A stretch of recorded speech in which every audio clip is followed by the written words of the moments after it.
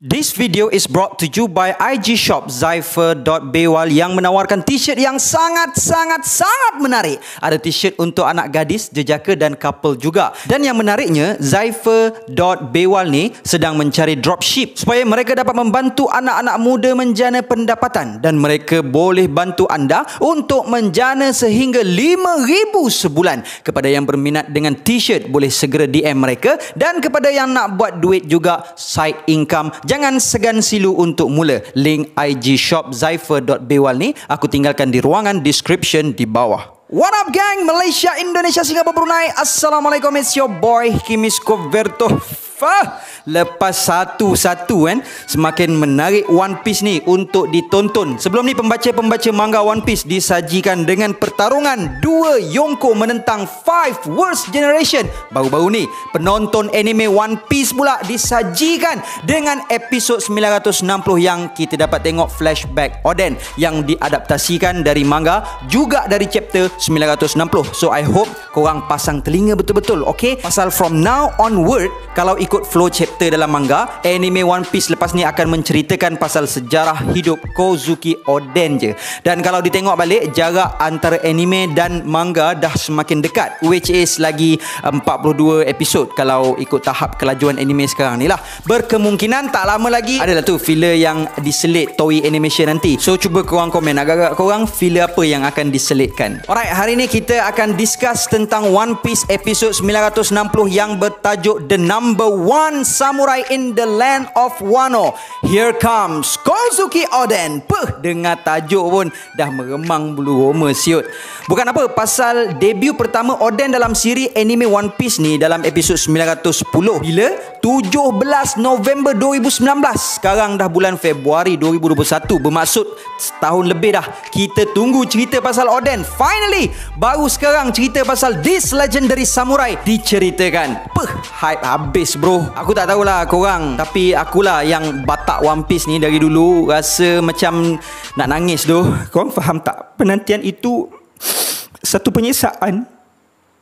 Baiklah, sebelum tu macam mana yang korang boleh tengok sekarang ni adalah baju yang dihadiahkan oleh IG Shop Amazing_Clothing. This is Trafalgar D Waterloo t-shirt. Dan sebenarnya kalau korang boleh tengok dekat IG dia, ada banyak lagi design-design yang superb, yang sangat menarik untuk korang miliki. Tunggu apa lagi guys? Segera hubungi Amazing_Clothing. Pasal aku difahamkan dorang akan offer harga runtuh, which is 3 helai baju dengan harga RM100 sahaja. Dan pembelian sebanyak 5 helai pula, dia akan bagi bendera Straw Hat Pirate secara percuma gang. So apa lagi, ajaklah kawan-kawan korang untuk beli sama-sama, boleh dapat diskaun. Dan promo ini berjalan sehingga 28 Februari ini sahaja. Dan kalau korang guna kod Kimis Koverto, korang akan mendapat free postage tau. So jangan lambat gang. Link IG Amazing_Clothing ni aku tinggalkan di ruangan description di bawah. Okay, alright, let's proceed with the content. Tapi sebelum itu, kepada korang yang belum lagi subscribe channel aku harap korang dapat subscribe dan menekan bell notification button so that korang tak ketinggalan video-video dari aku. Follow IG Kimis Koverto so that korang dapat update terkini dari aku. Join grup Telegram Koverto Fleets untuk berpeluang memenangi hadiah giveaway setiap bulan.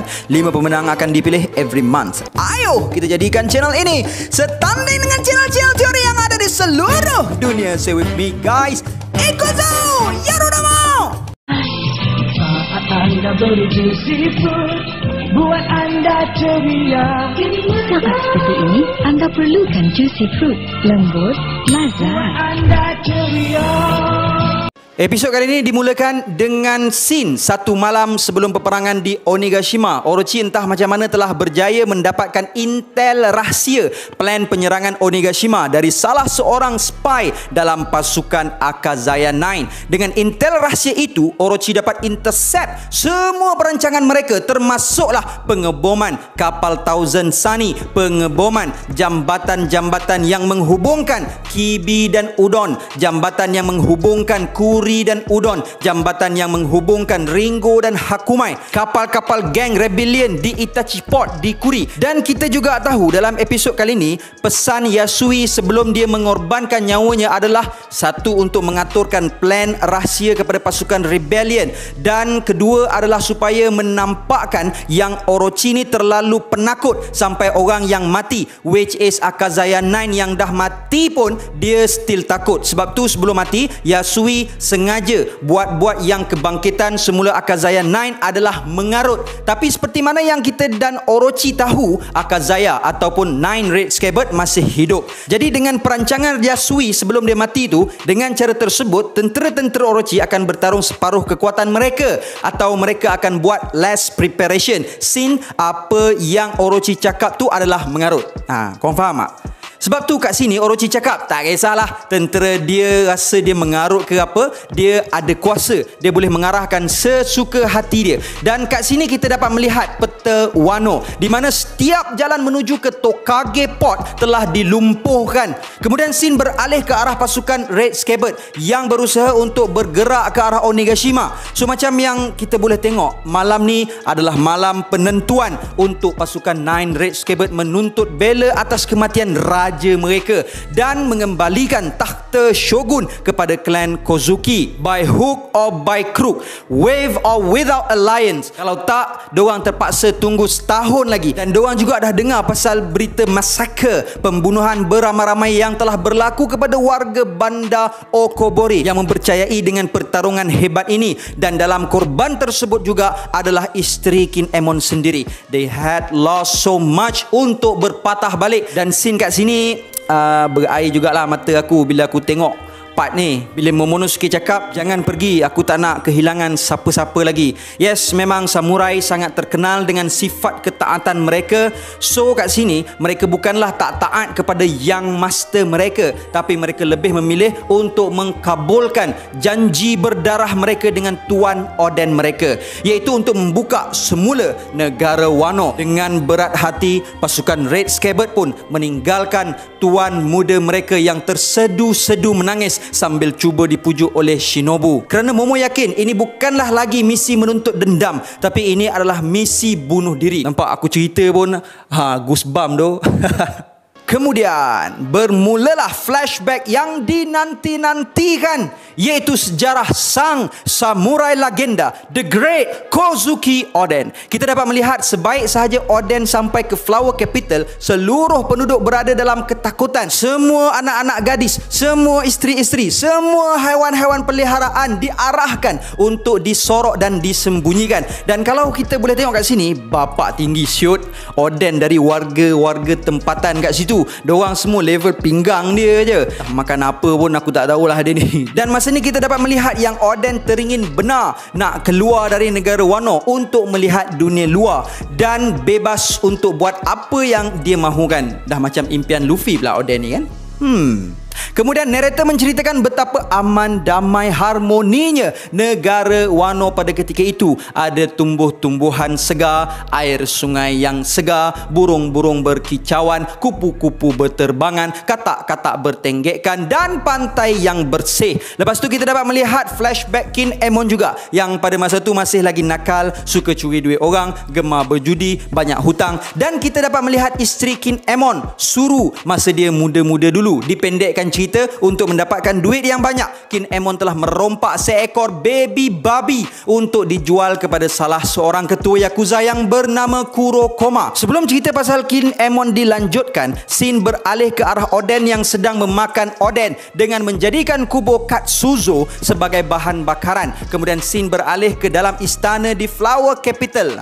Part ni korang kena dengar baik-baik. Salah seorang pembantu Shogun menceritakan biodata Oden secara langsung kepada kita semua di hadapan bapa Oden, iaitu Kozuki Sukiyaki. So masa baby lagi, Oden dah mampu untuk wrestling pengasuh dia. Masa berumur 2 tahun, Oden berjaya menangkap 2 ekor rabbit sekaligus. Masa umur 4 tahun, Oden berjaya mengalahkan seekor beruang dengan membaling satu batu bapak gede ke arah beruang tersebut. Masa umur 6 tahun, dia telah membazirkan duit istana kat Pleasure Hall. Masa umur 6 tahun, dia dah pandai berjudi judi dan bergaduh kat sana seorang-seorang, dan masa umur 9 tahun sahaja dia kena blacklist oleh Yakuza dan Oden telah bakar tempat judi itu sebagai langkah balas dendam dan tercetusnya gang war. Okey, pause kejap. Korang perasan tak pedang Oden masa ni?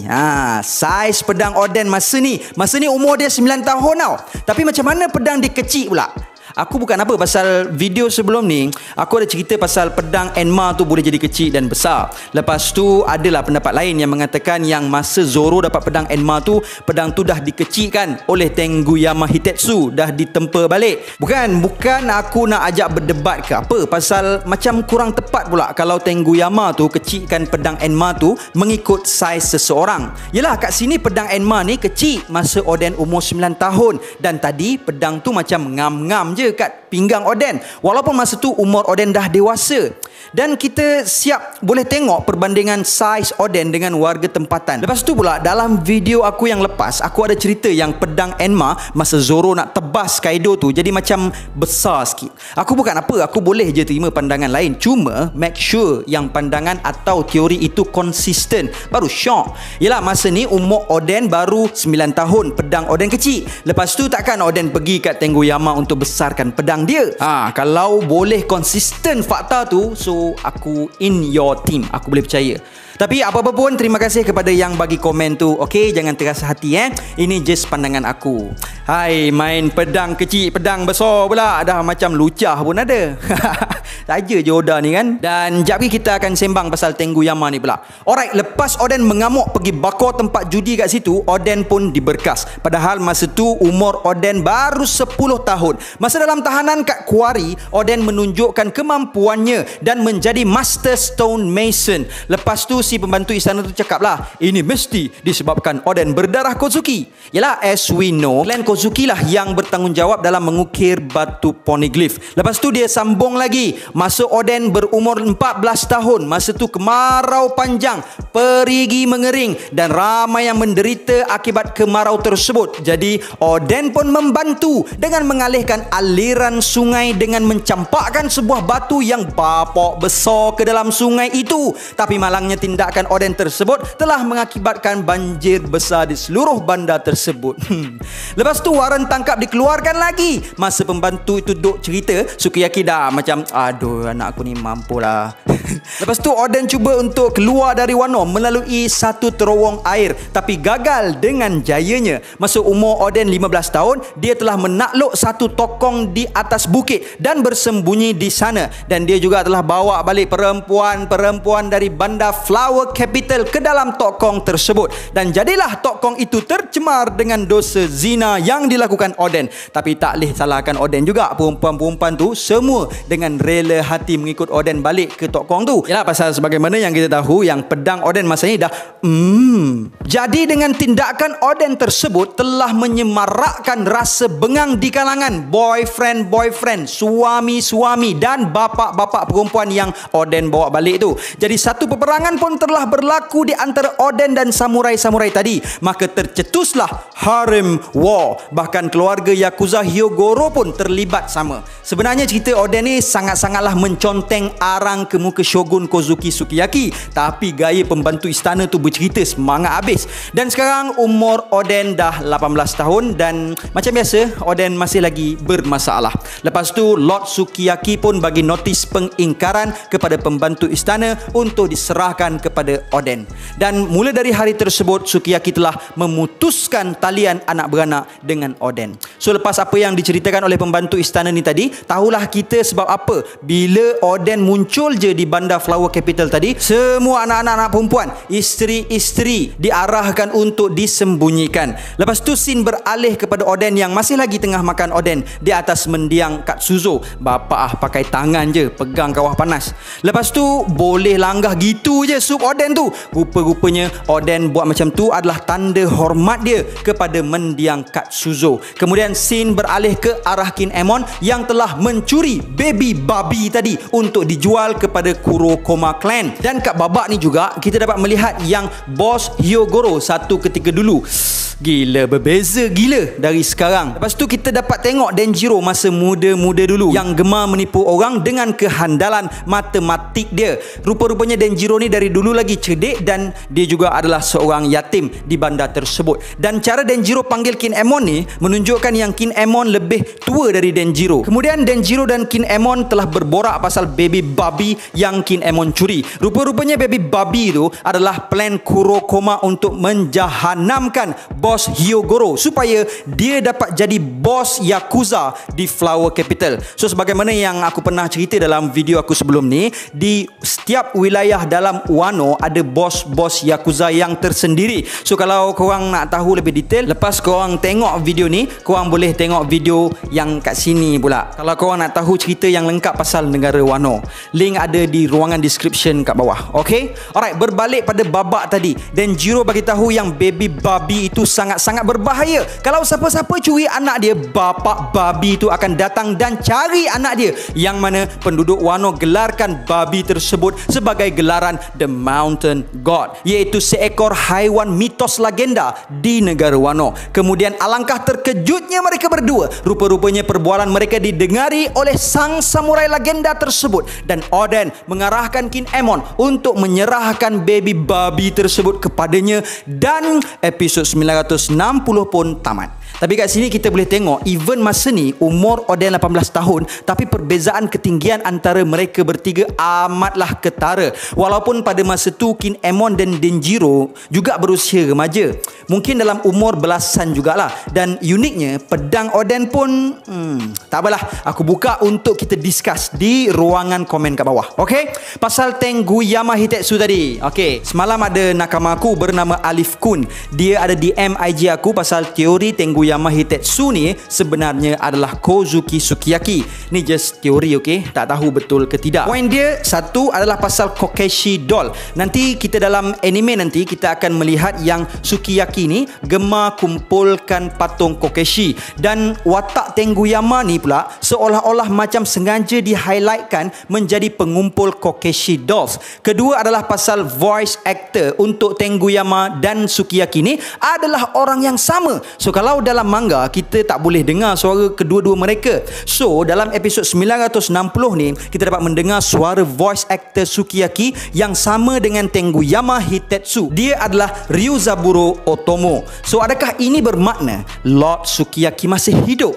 Sama-samalah kita nantikan. Dan sekarang ni aku nak highlight seorang lagi speaker tetap aku, which is Shahei dari Noro TV.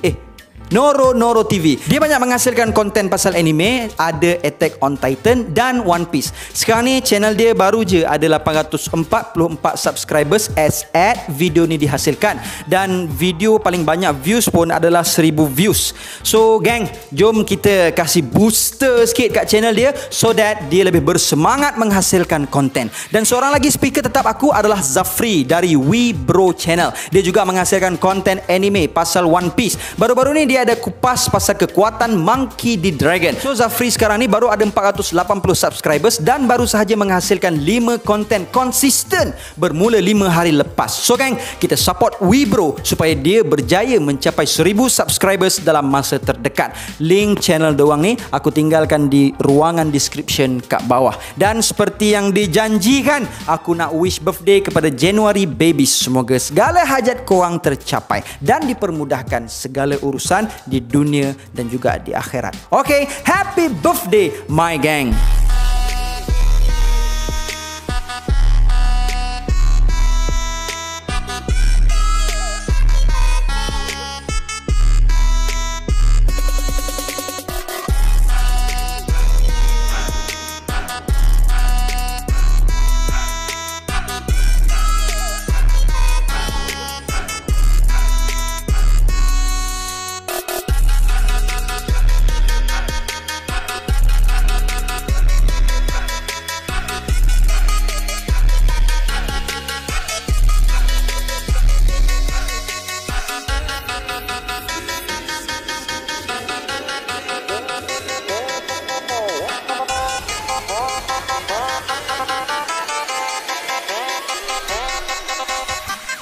InsyaAllah jap lagi aku akan update cara untuk menang giveaway dekat IG aku. So aku harap korang dapat follow IG aku untuk mengetahui apakah soalan yang akan dikemukakan kali ini. And gang, sedikit renungan sebelum aku end this video.